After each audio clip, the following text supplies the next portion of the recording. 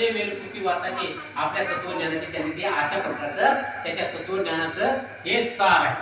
6व्या पंथाचे नाव चातुर्या मत्सर वाद. हे कितवा 6वा पंथ चातुर्या मत्सर वरवाद. या पंथाचा प्रमुख होता महावीर. या पंथाचा प्रमुख कोण होता? महावीर. चातुर्या मत्सर वरवाद. या पंथाचा प्रमुख होता महावीर. गौतम नव्या प्रकाशाच्या शोधात असताना आता हे गौतमाचा जो अभ्यास सुरू आहे हा नव्या प्रकाशाच्या शोधाचा अभ्यास सुरू आहे. आणि गौतम नव्या प्रकाशाच्या शोधात असताना हा जिवंत होता. त्याला निगंट नाथपुत्त म्हणत. त्याला काय म्हणत? त्याला निगंट नाथपुत्त म्हणत. महावीराने असे सांगितले आहे की पूर्वजन्मी आणि या जन्मी दुष्कर्मामुळे आत्म्याला पुनर्जन्म घ्यावा लागतो. त्याचं म्हणणं आहे की काय की माणसाच्या पूर्वीच्या काळात आणि आताच्या काळात पूर्वजन्मी आणि या जन्मी दुष्कर्मामुळे वाईट कर्मामुळे आत्म्याला पुनर्जन्म घ्यावा लागतो. त्याच्या दुष्कर्म झालेले असले हा महावीर म्हणतो की त्याच्या जो दुष्कर्म पहिल्या जन्मात आणि ह्या जन्मात जे दुष्कर्म झाले तर आत्म्याला डबल जन्म घ्यावा लागतो. बुद्धाने सांगितलं का? नाही सांगितलं. बुद्धाचा पुनर्जन्म वेगळा आहे. म्हणून माणसाने तपश्चर्येचे कर्मित व्हावे असे त्याने सुचवले. म्हणून माणसाने तपश्चर्या करून ह्या आपले जे कुकर्म आहेत त्याच्यापासून मुक्ती मिळवावी असं महावीराचं मत होतं. आणि आता बघा लोक गंगेमध्ये काहून डुबकी मारतात, गंगेमध्ये काहून नाहतात? पाप धुवून जावं. मग सोपं करायचं नाही. लोक मग पाप करायला मोकळे होतील का नाही? म्हणजे सोपं उदाहरण आहे की समजा जर गंगेमध्ये पाप जर धुवून जात असेल समजा तर मग लोक म्हणते चालेल करू द्या पाप, आपण जाऊ का त्या गंगेमध्ये किती पाप करून म्हणून हे बुद्धाने अशा गोष्टी नाकारल्या. हालू देऊ नका याचं पण फिरवा. म्हणून तो काय म्हणतो तर तपश्चर्या केली की सगळे हे दुष्कर्म माणसाला सोडून जातं. या जन्मात दुष्कर्म टाळण्यासाठी चातुर्याम धर्माचे म्हणजे 4 नियमाचे पालन करावे असे महावीराने सुचविले. आता या जन्मात दुष्कर्म टाळण्यासाठी पुन्हा या जन्मातले दुष्कर्म टाळण्यासाठी चातुर्याम धर्माचे 4 नियमाचे पालन करावे असे महावीराने. आता कोणते नियम? हिंसा न करणे. पिल्लू बोल नको बाई ऐकता बोल नका. जेव्हा आपलं बंद असलं तेव्हा मग बोलायचं है ना.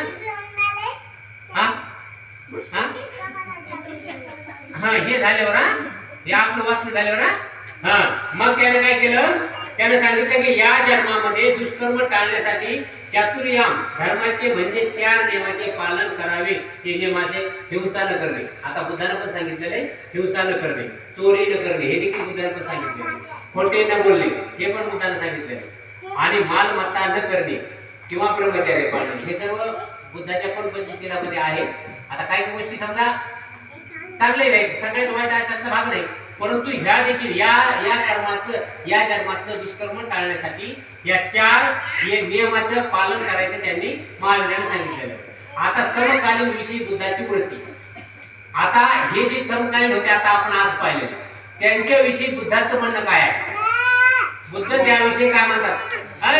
तुम्ही दोघी जण जा, तू काय करता? तुम्ही दोघी उठून नाही करता तिकडे जा, बोल नका शांत बसा, बोल नका. याच्या मोठ्या कसं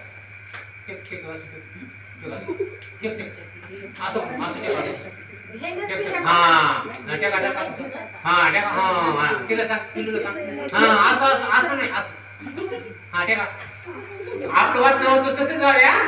मग जरा काढ.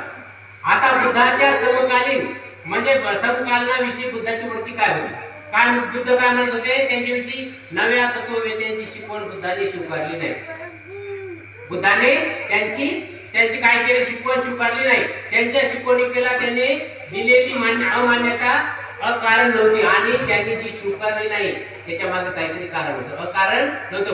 बुद्ध कोणतीही गोष्ट अकारण करत नव्हते किंवा एखादी गोष्ट स्वीकारायची अकारण स्वीकारत नव्हते किंवा एखादी गोष्ट नाकारायची ते अकारण नाकारित नव्हते. त्याच्या मागचा उद्देश बघायचे, त्याच्या मागचा हित बघायचे, त्यावेळेस ते नाकारायचे किंवा त्याला हो म्हणायचे.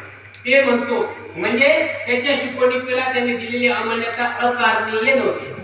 ते म्हणतो की पूर्व कश्यप किंवा पक्वत कच्च्या याचे तत्वज्ञान खरे मानले तर कोणीही वाटेल की वाईट गोष्ट करू शकेल किंवा कोणताही उपद्रव होऊ शकेल. आता ह्या गोष्टी आपण मागं पाहिलेल्या आहेत, ह्या मागं पाहिलेल्या. आता यानं काय सांगितलं, पूर्ण कश्यप किंवा पक्वत कच्च्या यानं जे सांगितलं यानं यज्ञाचा मार्ग सांगितलं. तर बुद्धाने काय म्हणते, याच्या तत्वज्ञान खरे मानले तर कोणाला वाटेल की वाईट गोष्ट करू शकेल किंवा कोणताही उपद्रव होऊ शकेल. म्हणजे याच्यातून कोणताही उपद्रव होईल किंवा वाईट वाटेल असं ते कळते. म्हणजे यज्ञ केला तर दुसऱ्याला उपद्रव होतो, यज्ञाने होतो ना, दुसऱ्याला उपद्रव होतो असं त्याच्यामध्ये त्यांनी सांगितलं. एखादा मनुष्य तर कोणत्याही सामाजिक जबाबदारी न स्वीकारता किंवा सामाजिक परिणाम न बघता दुसऱ्याची हत्या करणे इतकी तो काय बदल मानू शकेल. आता जर यज्ञ करून जर पाप मिटत असेल तर मग काय करते, लोक हत्या करतील, पाप करतील आणि यज्ञ करतील. जसं मी आता सांगितलं की आता जसं गंगेमध्ये आंघोळ केल्यावर पाप नसतं जाते, तसं मग लोक काय करतील, हत्या करतील, नंतर यज्ञ करतील आणि पाप मुक्त होतील. म्हणून बुद्ध म्हणतो, म्हणून मला ह्या गोष्टी मान्य नाही. जर मखली गोसाला याचे तत्वज्ञान खरे मानले तर मनुष्य दैवाचा गुलाम बनतो. आता मखली गोसावा याचा दैवावर विश्वास होता, याचा दैवावर विश्वास होता, म्हणून ते म्हणतात की माणूस दैवाचा गुलाम बनतो. हे का नाही, जर आपण म्हणतो ना कसं आलं देवाजीच्या मनात तिथं काही चालना किंवा बाबा ते फणवत होतं म्हणून झालं, या म्हणजे आता हे दैवावर विश्वास ठेवण्याची एक पद्धत आहे. परंतु यानं काय होतं, त्याचा माणूस दैवाचा गुलाम होतो, त्याचा काय होतो, गुलाम होतो, प्रयत्न करण्याचे सोडून देतो, प्रयत्न करण्याचे सोडून देतो. म्हणून तो स्वतःला मुक्त करू शकत नाही, म्हणून तो स्वतःला मुक्त करू शकत नाही असं वागल्यामुळे.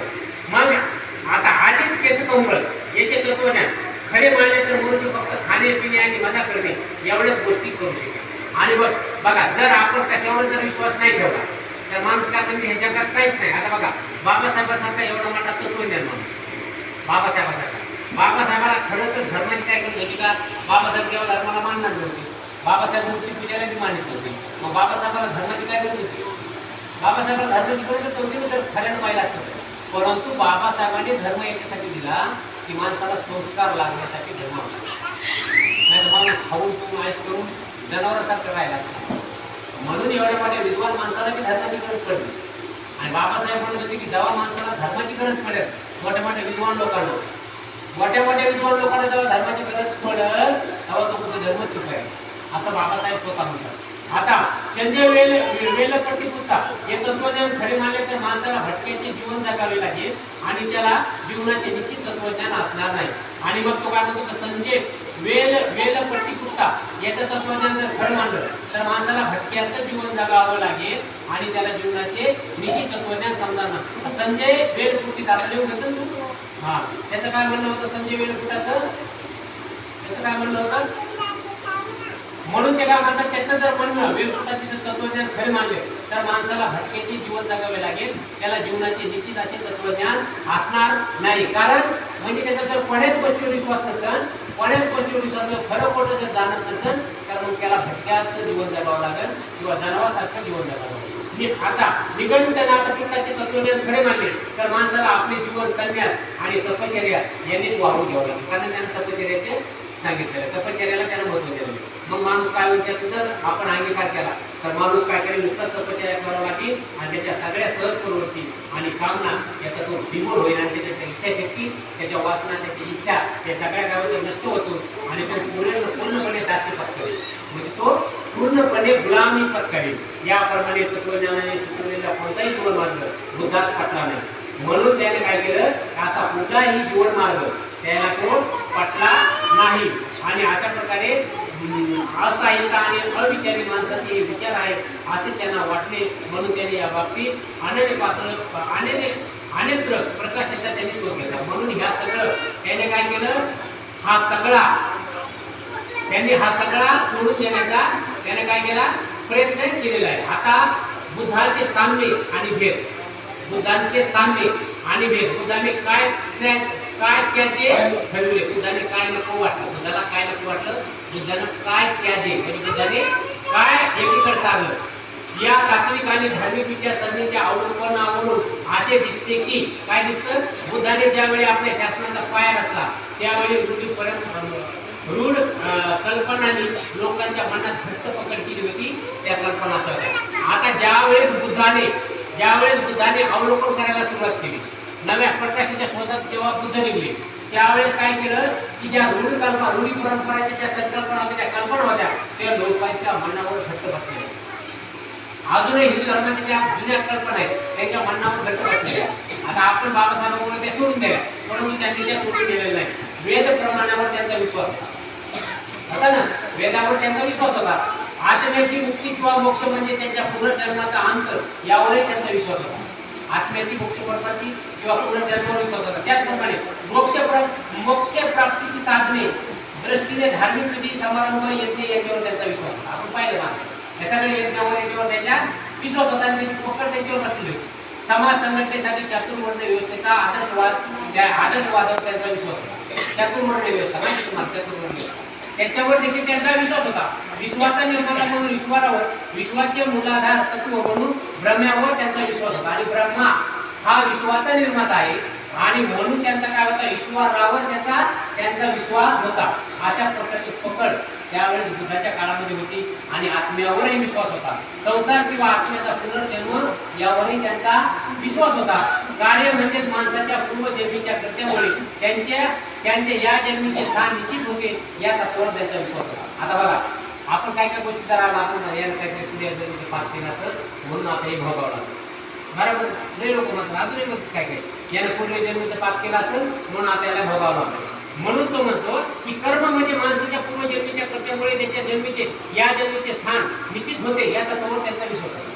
आता आपल्या शासनाची तत्वे ठरताना बुद्धाने आपल्या पद्धतीने या जुनाट संकल्पनाचा समाचार घेतला म्हणजे त्याच्यावर संशोधन केलं. जिथं त्यांनी विरोध करायचा तिथे केला, त्याच्या बुद्धीला पटत नाही तिथे विरोध केला. म्हणून अशा प्रकारचा त्यांनी त्या गोष्टीचा समाचार त्यांनी घेतला. पुढील कल्पना त्यांनी त्याचे ठरविल्या. पुढील कल्पना त्याने काय केलं, त्याचे ठरविला. मी कोण आहे, कुठून आलो, कुठे जाणार याविषयी कल्पना करून टाकण्याच्या गोष्टीचा त्याने धिक्कार केला. आता बघा, बुद्ध काय म्हणतात की उगाच तुम्ही विचार करू नका की मी कुठून आलो, मी कुठे जाणार आहे याविषयी कल्पना करीत बसू नका. याच्यामध्ये काय आहे का, काय नाही. मग मी मेल्यावर मग कसं होईल, मेल्यावर कसं होईल त्याचा विचार करायचा. मग मी कशाच्या पोटी जन्म घेईल याचा विचार करायचा का. आपले लोक अजूनही हिंदू धर्मामध्ये पूर्वीच्या काळात आपले पण लोक काय करायचे, माणूस मेला की पिंड करायचे याच्या काय झाकायचे ना, कशाच्या कशाच्या जन्मावर गेला आणि मग त्याच्यात काय. आता बघा तुम्ही अजूनही एखादा कसं करून बघा, टोपल्या खाली झाकून बघा, त्याला तीर पडेल नाही तर काहीतरी खड्डा पडेल कुठं तरी, म्हणून आता पडणारच ना. मग त्याच्याकडे आपण पाहिलं की आपल्याला बघा, तुम्ही कधी कधी ढगाकडे बघा, आपल्याला हाती दिसतंय, हळद दिसतंय ढगात पाहिल्यावर. तसं प्रकारे त्याच्याकडे जेवण पाहिलं काय दिसते माणसाकडे, एका मग पुढे डाग घेतो पाणी जाऊन बघा काहीतरी चित्र दिसते त्याच्यावर. मग आपण जे चित्र दिसलं म्हणून गेला, यो कावळ्याच्या जन्माला गेला, यो माणसाच्या जन्माला गेला, यो सापाच्या जन्माला गेला, असं लोकांची ह्या खोट्या कल्पना होत्या. परंतु लोक त्याला खरे मानायचे. लोक त्याला खरं म्हणजे मी कोण आहे, कुठून आलो, कुठे जाणार याविषयी कल्पना करीत बसण्याच्या गोष्टीचा त्याने धिक्कार केला.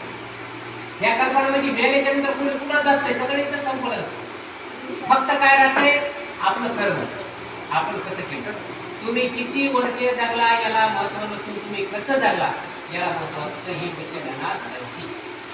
100 वर्ष जगला काही नाही, 120 जगला का कोणाच्याच कामी नाही आला. बायकोला मी आयुष्यभर करा देऊन लेकरा बाळा रोज, मग काय सांगा. म्हणून माणूस किती दिवस जगला याला महत्व, कसा जगला याला महत्व असतं. तो भले बघा काय काय. आता एक सहसा लोकांना बऱ्याच लोकांना माहिती नाही, परंतु एक भीमराव जोरकर नावाचा एक लेखक होता बाबासाहेबांच्या काळात. तो फक्त 21 वर्ष झाला, 21 नाही फक्त 17 वर्ष झालं. 17 म्हणजे त्याच्या अजून एक पुस्तक आहे फक्त 17 वर्ष. 17 वर्षात त्याने अशी पुस्तकं लिहिली की ब्राह्मणावर त्याने विचार मांडले. 17 वर्षामध्ये अजूनही लोक फक्त 17 वर्ष त्याला बाबासाहेबांना त्याला सोडून आणलं. म्हणजे असे लोक म्हणजे किती वर्ष जगला याला म्हणजे. शिवाजी महाराज किती वर्ष जगले माहिती का. शिवाजी महाराज फक्त 50 वर्ष जगले. किती, फक्त 50 वर्ष. 400 वर्ष झाले त्याला, अजून आपण त्याचं नाव घेतो का नाही. फक्त 50 वर्ष जगलेले शिवाजी महाराज. 1630 जन्म घ्यायचा, 1680 मृत्यू व्हायचा. म्हणजे फक्त 50 वर्ष जगले. पण आपण अजूनही त्याचं नाव घेतो. म्हणून माणूस कसा जगला याला म्हणतो म्हणजे किती जगलायला मदत होतो, कसं जगलायला मदत. आत्म्याचे थोतांड धुडकावून लावले बुधाने, आत्म्याचे थोतांड धुडकावून लावले आणि शरीर संवेदना, शरीराच्या संवेदना, चेतना आणि विज्ञान यापैकी कशालाही आत्मा मानण्याच्या कल्पनेचा त्याने त्याग केला. त्याने चेतना मानली, त्याने विज्ञान मानलं, त्याने संवेदना मानली. माणसाच्या संवेदना, माणसाला दुःख होते आहे का नाही. दुसऱ्याला दुःख झालं, आपल्या दुःख आपल्या संवेदना दाखवतात आहे का नाही. एखाद्याला दुःख पोचलं, आपल्याला वेगळं वाटतं की नाही, त्याला संवेदना, चेतना. चेतना म्हणजे आपली चेतना नेहमी टाक पाहिजे, नाही तर आम्ही इकडे वातावरण चेतना माझं जाणून पाहिजे. चेतना कशा पाहिजे, कशा अशा का, अशा नाही करायच्या, ढीक बघायचे माझ्याकडे, असे डोळे बरोबर बघते, झोप आली तरी लागू द्यायची नाही. म्हणजे कमीत कमी मला तरी वाटत ना ऐकायला नाही, पण तुम्ही कमीत कमी ऐकायला, तुम्ही नाही ऐकलं तरी तुम्हाला काय वाटत नाही. त्याच्याकडे झोपा नाही, तुम्ही लिहायला